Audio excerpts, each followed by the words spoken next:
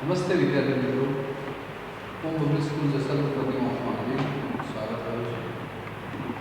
तो हम कविता की ओर आगे बढ़ेंगे कि तूफानों की ओर। तूफान तूफान शब्द हमें सुनाई देता है, तब हमें तूफान कहाँ आता है, वह बात हमारे मानस पर छा जाती है। तूफान हम देखते हैं कि आंधी और तूफान वह समुद्र में बहुत आता है। तो तूफानों की ओर मनुष्य यानी कि जो नाविक है वह अपनी पतवार लेके कैसे आगे बढ़ता है, वह श्री मंगल से सुमन ने बताया है। उनका जन्म 5 अगस्त 1915 को ग्राम जगतपुर, जिला उन्नाव, उत्तर प्रदेश, तो हमारा एक राज्य है उत्तर प्रदेश में उनका जन्म हुआ था।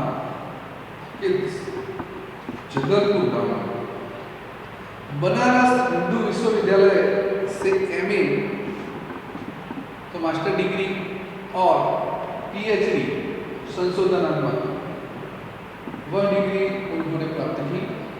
अनेक अध्ययन संस्थाओं, विश्वविद्यालयों तथा हिंदी संस्थान में उच्चतम पदों पर कार्य किया तथा अनेक देशों की उन्होंने यात्रा की। 1974 में मिट्टी की बारात पर साहित्य अकादमी तथा 1993 में भारतीय पुरस्कार से सम्मानित किया गया। 1974 में भारत सरकार द्वारा पद्मश्री से सम्मानित किया गया। हिल्लोल, जीवन के गान, युग का मोल, प्रलय सूजन, विश्व बदलता ही गया, विद्या हिमालय, मिट्टी की बारात, वाणी की कथा, कटे अंगूठों की बंधनवारे, उद्यम और विकास, प्रकृति पुरुष कालिदास। प्रस्तुत कविता में कवि श्री मंगल सिंह सुमन ने सदा संघर्षमय रहने, अपने लक्ष्य की ओर बढ़ने की प्रेरणा दी है कि मनुष्य का जीवन संघर्षमय होता है। आदि, व्याधि और उपाधि, तीन बाबतें मनुष्य के जीवन में आती रहती है और सुख दुख भी आता रहता है। पर हमें कठिनाइयों के समय में, दुख के समय में हमें अपना आत्मविश्वास कभी खोना नहीं चाहिए। हमारा आत्मविश्वास दृढ़ होना चाहिए। हमने आगे देखा था कि आत्मविश्वास, आत्मनिर्भर भारत, वह हमारे प्राइम मिनिस्टर ने यह शब्द लिए है। तो आत्मनिर्भर, कॉन्फिडेंस, तो हमारे अंदर कॉन्फिडेंस का भाव होना चाहिए। कठिन परिस्थिति में हम कभी भी अपनी हार स्वीकार करनी नहीं चाहिए। जिस तरह आग में रहकर सोना निखरता है, सुनार सोने को आग में डालता है और फिर वह सोना अपना स्वरूप दिखाना शुरू करता है। इसी तरह बाधाएं हमें जीवन की नई राह दिखाती है। बाधाएं हैं मुश्किल, तो हमें जीवन के पथ पर कैसे चलना है वह बात दिखाई देती है तथा आगे बढ़ने के लिए हमारे इरादों को मजबूत बनाती है। तो हमारे जो एम्बिशन, हमारी महत्वाकांक्षा होती है, उसको आगे बढ़ाने में हमारे जीवन में बाधाएं आना भी जरूरी है। इस कविता में धैर्य, गतिशीलता, साहस और संघर्षरत रहना जैसे मूल्य उजागर किए गए। काव्य का काम मैं करता हूँ। फिर उसका भावार्थ और काव्य आपको लिखना है। काव्य और भावार्थ लिखने के बाद शब्दार्थ भी आपको लिखने हैं। उसका गान करता हूँ। तूफानों की ओर घुमा दो नाविक निज पतवार, तूफानों की ओर घुमा दो नाविक निज पतवार। आज सिंधु ने विष उगला है, लहरों का यौवन मचला है। आज सिंधु ने विष उगला है, लहरों का यौवन मचला है। आज हृदय में और सिंधु में साथ उठा है ज्वार। तूफानों की ओर घुमा दो नाविक निज पतवार। लहरों के स्वर में कुछ बोलो, इस अंधड़ में सांस तोलो। लहरों के स्वर में कुछ बोलो, इस अंधड़ में सांस तोलो। कभी कभी कभी मिलता जीवन में तूफानों का प्यार, कभी कभी मिलता जीवन में तूफानों का प्यार।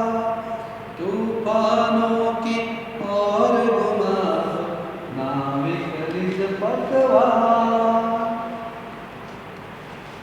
यह असीम निज सीमा जाने, सागर भी तो यह पहचाने।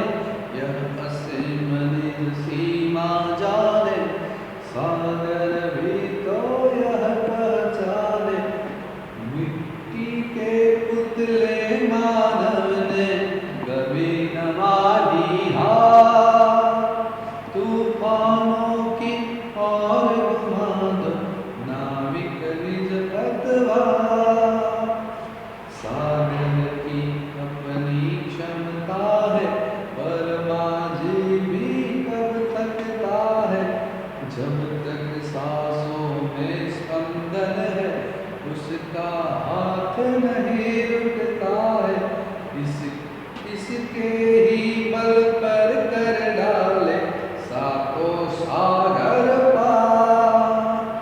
तूफानों की ओर घुमा दो नाविक निज पतवार, नाविक निज पतवार। तो शब्दार्थ दिए गए हैं। नाविक तो नाव चलाने वाला, मल्ला माझी भी उसे कहते हैं और नाविक भी कहते हैं। निज अपना, पतवा तूफानों की ओर घुमा दो नाविक निज उतानी पतवार। पतवार यानी के नाव चलाने वाली लकड़ी, जो ગુજરાતીમાં આપણે હલેસા મારીએ છીએ એને કહીએ છીએ। તો નાવ ચલાવने वाली लकड़ी। ज्वार तूफान। तो समुद्र में, इस काव्य में तूफान का अर्थ दिया गया है समुद्र में पानी का बढ़ना, अंधड़ आंधी, असीम सीमाहीन जिसकी कोई सीमा न हो। रूढ़ि प्रयोग में एक शब्द समूह में पूछा जाएगा कि जिसकी कोई सीमा न हो, असीम, उसे क्या कहा जाता है? असीम। क्षमता, शक्ति, योग्यता, स्पंदन, स्पंदन यानी क्या? हमारे अंदर जो चेतना पड़ी हुई है, हमारे शरीर में धड़कन, उसको हम स्पंदन कहते हैं। बल पर, अपने सहारे। तो उसका भावार्थ हम समझते हैं। तूफानों की ओर घुमा दो नाविक निज पतवार। हे नाविक, आपको भी लिखना है बेटा। हे नाविक, तुम तूफानों का सामना करने के लिए अपनी पतवार तूफानों की दिशा में मोड़ दो। मोड़ दो એટલે કે એ બાજુ ज्वार है। हे नाविक, तुम तूफानों का सामना करने के लिए अपनी पतवार तूफानों की दिशा में मोड़ दो, तूफानों की ओर घुमा दो नाविक निज पतवार। हे नाविक, तुम तूफानों का सामना करने के लिए अपनी पतवार तूफानों की दिशा में मोड़ दो। आज सिंधु ने विष उगला है, सिंधु यानी कि समुद्र। आज समुद्र ने विष यानी कि जहर, आज समुद्र ने जहर उगल दिया है। आज सिंधु ने विष उगला है, लहरों का यौवन मचला है। आज समुद्र ने जहर उगल दिया है, कठिन परिस्थितियां पैदा की है। लहरें भी उमड़कर तुम्हारे नाम को निगल जाना चाहती है। क्या कहता है कवि? लहरें भी, जो समुद्र की लहरें हैं, लहरें भी उमड़कर तुम्हारे नाम को निगल जाना चाहती है। डुबाड़ी देवा मांगे, लहरें भी उमड़कर तुम्हारे नाम को निगल जाना चाहती है। आज हृदय में और सिंधु में साथ उठा है ज्वार। तो उधर समुद्र में ज्वार उठा है। क्या उठा है? ज्वार उठा है। तो कवि के हृदय में भी भावनाओं का ज्वार उमड़ पड़ा है। कवि के हृदय में भी भावनाओं का ज्वार उमड़ पड़ा है। हमने देखा ना, ज्वार यानी कि तूफान। तो कवि के हृदय में भी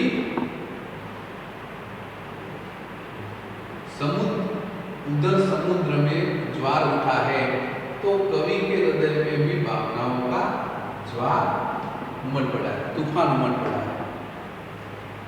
लहरों के स्वर में कुछ बोलो, इस अंधड़ में साहस बोलो। इस अंधड़ में साहस दो। जैसे लहरों का स्वर ऊंचा हो, जैसे लहरों का स्वर ऊंचा हो रहा है और उनका जोर बढ़ रहा है, उनका जोर बढ़ रहा है, वैसे ही तुम तैयार होकर आंधियों के सामने उठ जाओ और कभी कभी कभी मिलता जीवन में तूफानों का प्यार। जैसे लहरों का स्वर ऊंचा हो रहा है और उनका जोर बढ़ रहा है, वैसे ही तुम तैयार होकर आंधियों के सामने उठ जाओ और स्वयं आजमा कर देखो कि तुझमें कितनी हिम्मत है। जीवन में तूफानों का प्यार कभी कभी मिलता है, जीवन में तूफानों का प्यार कभी कभी मिलता है। भाग्यशाली लोग ही जीवन में कठिनाइयों का सामना करते हैं। क्या कहते हैं कवि? कि वो नसीब वाले लोग हैं कि जीवन में कठिनाइयों का सामना करते हैं। इसलिए पंक्ति की ओर हम आगे बढ़ते हैं।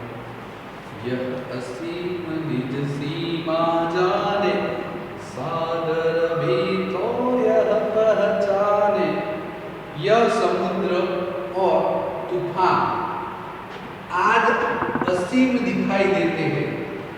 यह समुद्र और तूफान आज असीम दिखाई देते हैं। इनका सामना शायद ही कोई कर सके, लेकिन मनुष्य सब कुछ कर सकता है। लेकिन मनुष्य सब कुछ कर सकता है। हे नाविक, तुम अपनी नाव लेकर चलो और सागर को भी बता दो कि मानव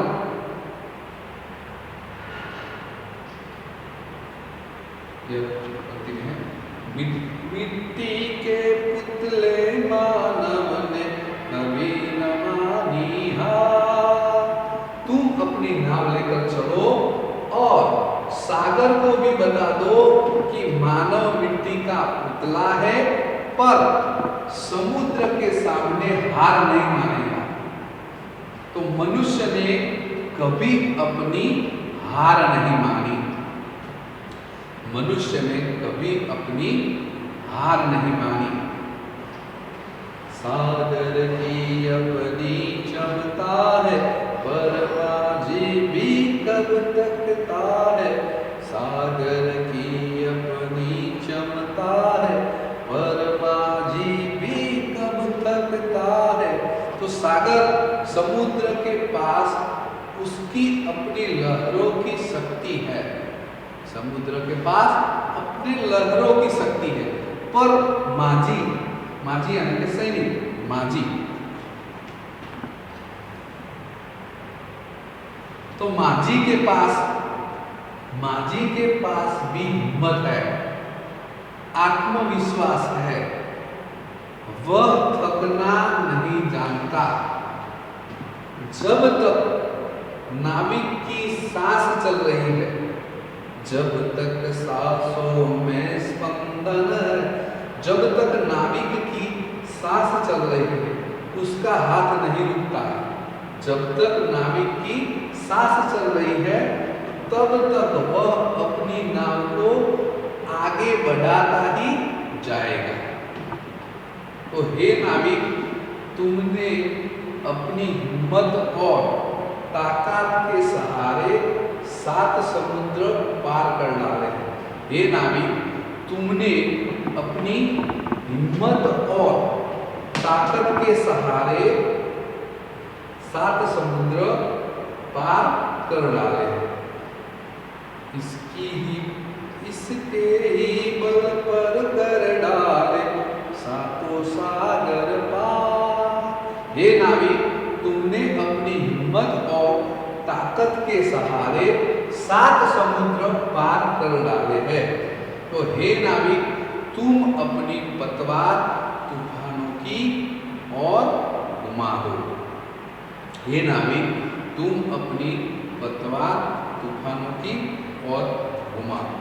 फिर से हम लेते हैं भावार्थ। हे नाविक, तुम तूफानों का सामना करने के लिए अपनी पतवार तूफानों की दिशा में मोड़ दो।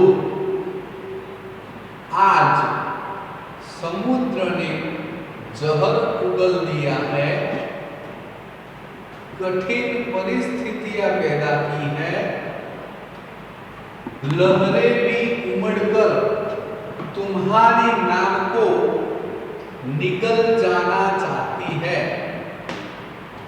फिर भी परवाह नहीं।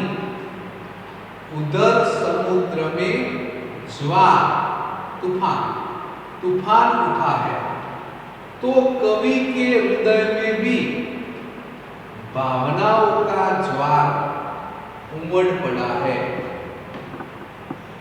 दूसरी पंक्ति का भावार्थ। जैसे लहरों का स्वर ऊंचा है, जैसे लहरों का स्वर ऊंचा हो रहा है और उनका जोर बढ़ रहा है, वैसे ही तुम तैयार होकर आंधियों के सामने उठ जाओ और स्वयं आजमा कर देखो कि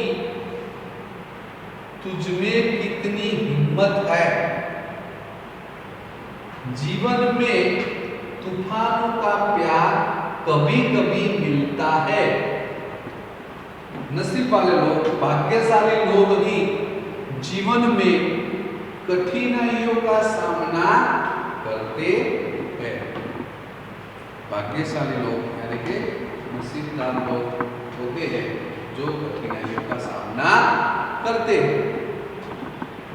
तीसरी पंक्ति का भावार्थ। यह समुद्र और तूफान, यह समुद्र और तूफान आज असीम दिखाई देते हैं। आज